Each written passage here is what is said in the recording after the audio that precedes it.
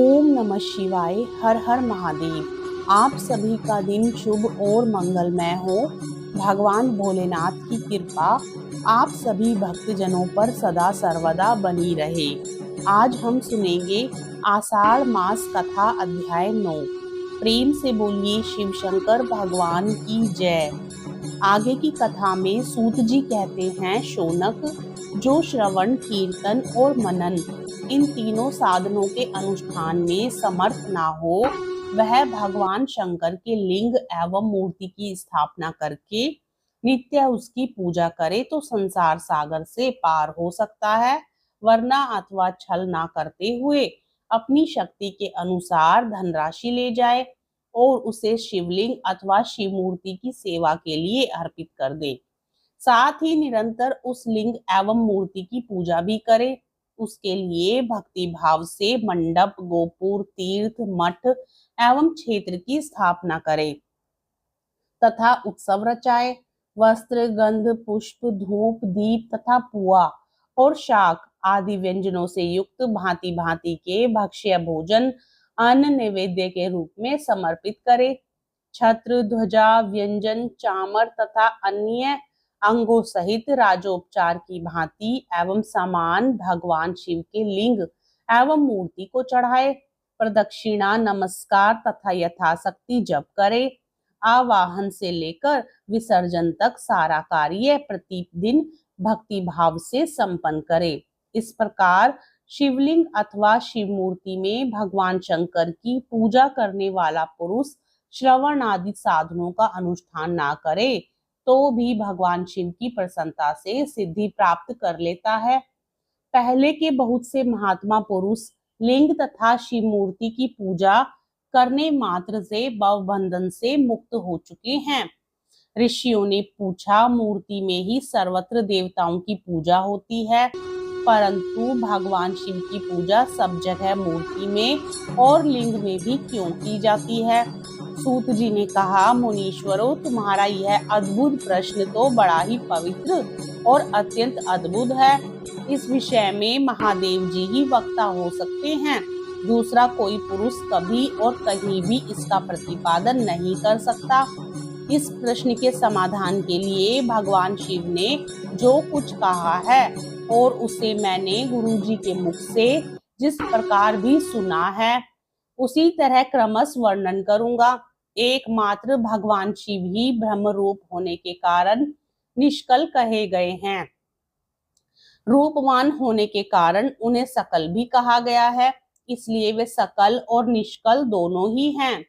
शिव के निष्कल निराधार होने के कारण ही उनकी पूजा का आधारभूत लिंग भी निराकार ही प्राप्त हुआ है, अर्थात शिवलिंग शिव के निराकार स्वरूप का प्रतीक है। इसी तरह शिव के सकल या साकार होने के कारण उनकी पूजा का आधारभूत विग्रह साकार प्राप्त होता है, अर्थात शिव का साकार विग्रह उनके साकार स्वरूप का ही प्रतीक होता है।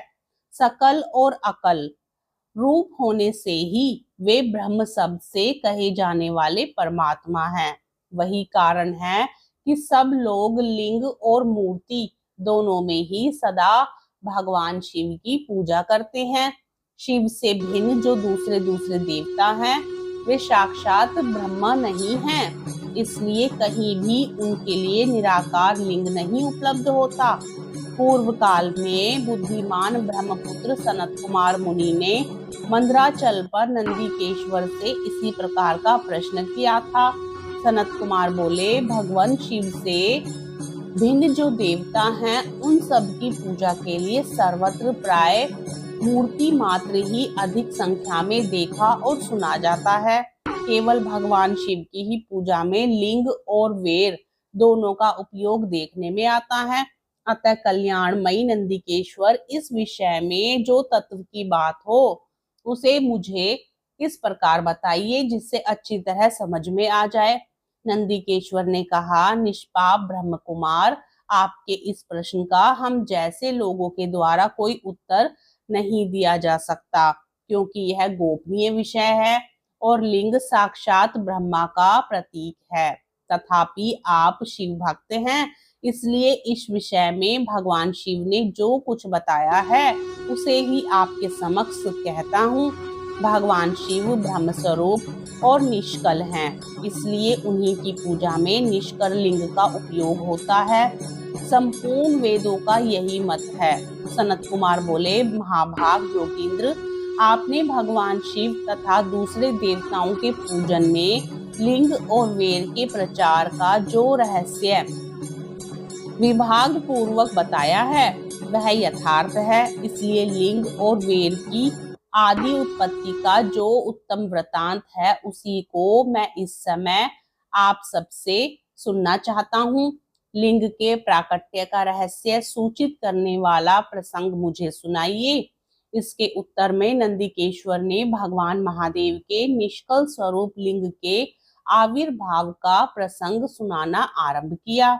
उन्होंने ब्रह्मा तथा विष्णु के विवाद, देवताओं की व्याकुलता एवं चिंता, देवताओं का दिव्य कैलाश शिखर पर गमन, उनके द्वारा चंद्रशेखर महादेव का स्तवन, देवताओं से प्रेरित हुए महादेव जी का ब्रह्मा और विष्णु के विवाद स्थल में आगमन तथा दोनों के बीच में निष्कल आदि अंत रहित भीष्म अग्नि स्तंभ के रूप में उनका आविर्भाव आदि प्रसंगों की कथा कही। तदंतर श्री ब्रह्मा और विष्णु दोनों के द्वारा उस ज्योतिर्मय स्तंभ की ऊंचाई और गहराई का ठहा लेने की चेष्टा एवं केतु की पुष्प के शाप वरदान आदि के प्रसंग भी सुनाए। हर हर महादेव, जय शिव शंकर। आज की कथा में बस इतना ही। आगे की कथा का रसपान हम अगले अध्याय में करेंगे। कथा को रोजाना श्रवण करने के लिए चैनल को सब्सक्राइब करें, कथा को और लोगों में शेयर करें ताकि वे भी पुण्य फल प्राप्त कर सके, और साथ ही वीडियो को लाइक भी करें। कमेंट बॉक्स में हर हर महादेव जरूर लिखिए।